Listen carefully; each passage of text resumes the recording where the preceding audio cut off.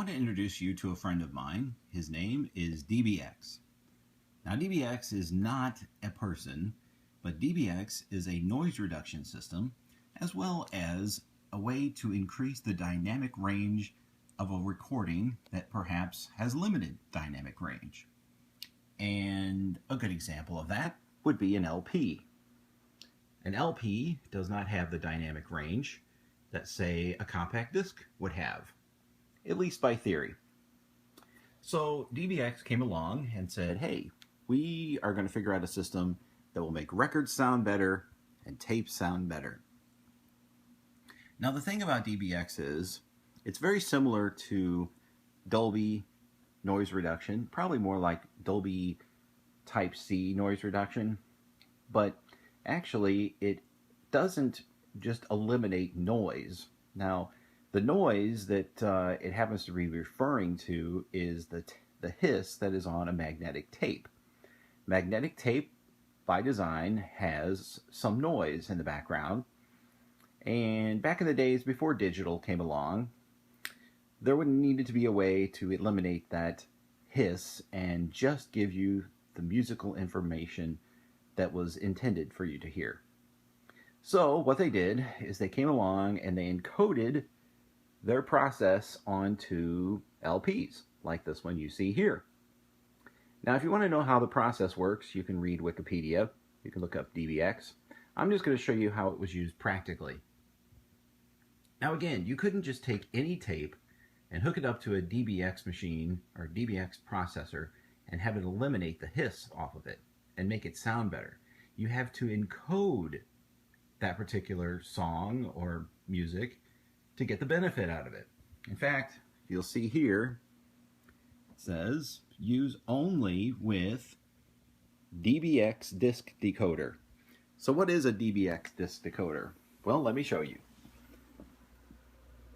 Right here is a DBX noise reduction system. This little unit connects to your home receiver and to a tape deck and offers tape record play noise elimination. This is the NX40. Now this also offers disc decoder, and you can see that right there. So what you do is you hook this in between your source and your tape deck, and in my case here I'm hooking it up to my TAC A1250 reel-to-reel. It is an analog source, so it's really only necessary on analog sources because digital sources don't have noise, which is why they're so cool. But people still prefer analog sometimes. So what you do is you hook this into your tape deck, you play your source through it, and it encodes its own signal onto the tape so that when you play it back, it sounds better, or it sounds more like the original. Now some would argue that it doesn't really sound better than the original or as good as the original because it introduces its own artifacts, we'll say. Kind of like when you compress a movie into a really cruddy format, you get a little bit of artifacts on the screen. And similar thing happens with audio. What I want to do is demonstrate for you a recording that I made from a compact disc. And this recording I recorded twice. I recorded 1 minute of this recording from this CD of my dad's band, the Ambassadors of Swing. I recorded 1 minute of the song without DBX noise reduction. Just recorded it like I would record it if I didn't have one of these units. Then I made a second recording encoded into the DBX system so that you could hear a difference. Maybe you'll hear a difference. So what I wanted to do is let you hear what hiss sounds like. If you've never heard an analog source before, you may not know what hiss sounds like. We're going to be using this old Sony tape here, which isn't the greatest, but I think it'll work for our demonstration here. So let me play you a little bit, and I'll bring my camera over here by my Sony speaker so that you can hear what hiss sounds like. So here it is. It sounds kind of like rain, actually.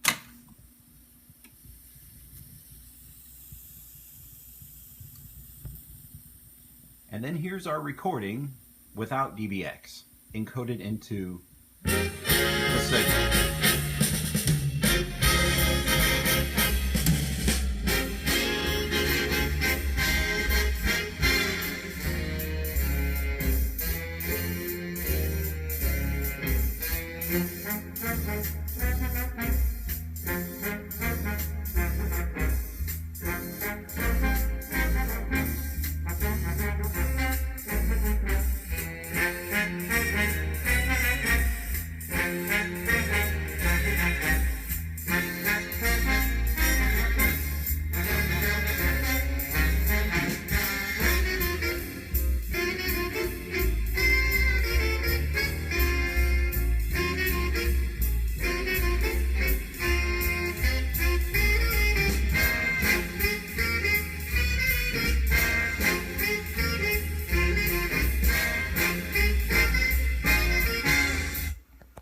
All right, so that was our first recording of 1 minute of one song, and that was recorded with this DBX system turned off. And you can see there's a button there that says DBX out. That basically means keep DBX out of the picture. Now for the next segment, the second recording, I use DBX to make this recording using this box that you see here. And I'm going to turn the DBX into the picture, so I'm putting DBX in. And now we're going to hear a recording that was made with DBX. All right, so here we go. No hiss in the background.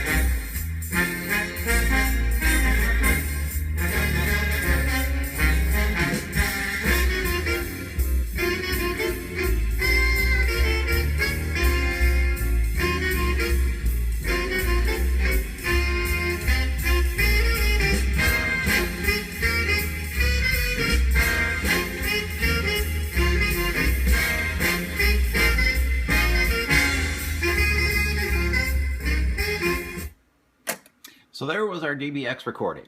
Now, I don't know if you could tell any difference between those two, but if you were playing this through, well, directly through stereo speakers, you might hear hiss between the songs. Most of the time, if the music's loud enough, you're not going to hear the hiss anyway. But I want to show you what that recording sounds like as it's being put onto the tape without the DBX part of the playback. In other words, I just want to hear the raw material that's on this tape. And then I'll show you what it sounds like to turn the DBX noise reduction on and off. All right, so let's see if I'm at the right spot here.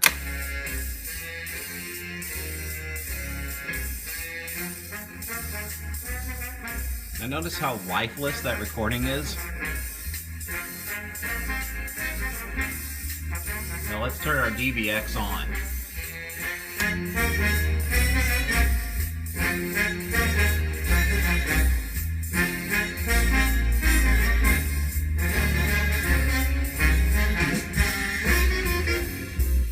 Now we'll turn the DBX off.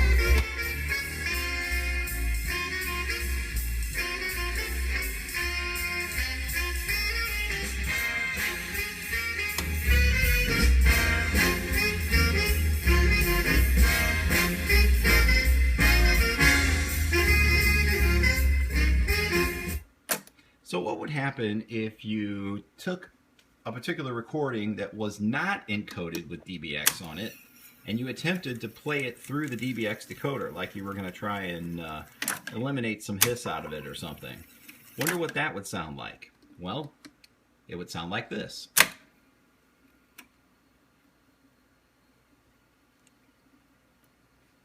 Now again, this is our first recording. No DBX was used on the encoding.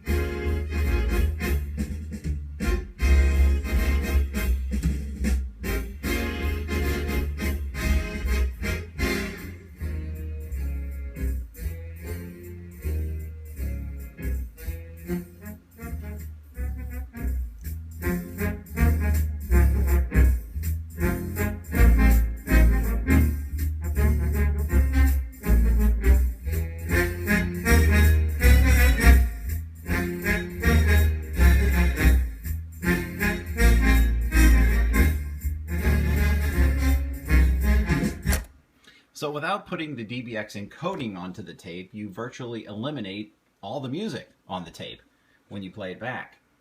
So if you're going to use DBX, you have to encode your recording with the DBX process to get the benefit out of it. Now what about that DBX disc decoder that we have here? At the beginning of this video, we showed you this record right here that's encoded with DBX. What does that sound like? Does it make a record sound better than a record could sound? Well, let's find out. I'm going to switch my amplifier here to phono, and we'll go ahead and hit start on my Sansui P-L50 linear tracking turntable, and we'll see if this sounds any good.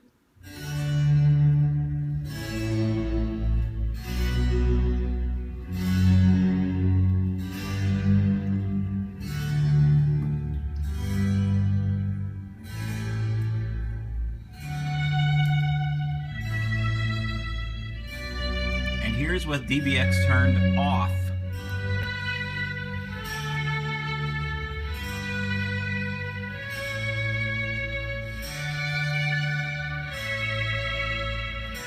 And then back on again.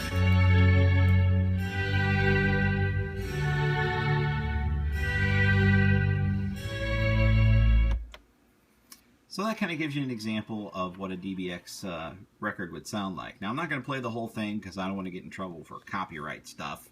You know how YouTube is. They'll come after you with a torch and a pitchfork.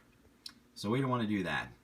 But anyway, these DBX noise reduction boxes are readily available on eBay. I found mine on eBay. And again, this one is the NX-40.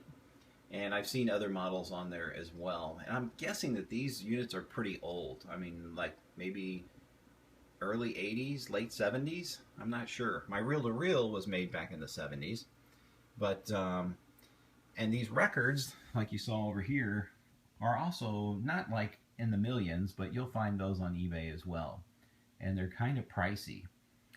So if it's just something you want to experiment with, you can buy a couple of records and buy your DBX box and see what they'll do. See if they see if those records sound any more interesting to you.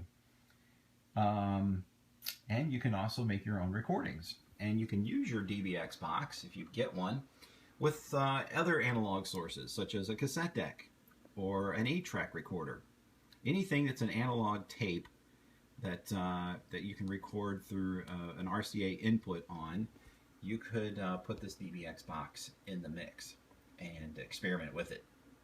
So anyway, I hope you enjoy this experience and experiment with me. This is my first experience with DBX. First time I've ever bought one of these, and just thought I'd share the experiment with you.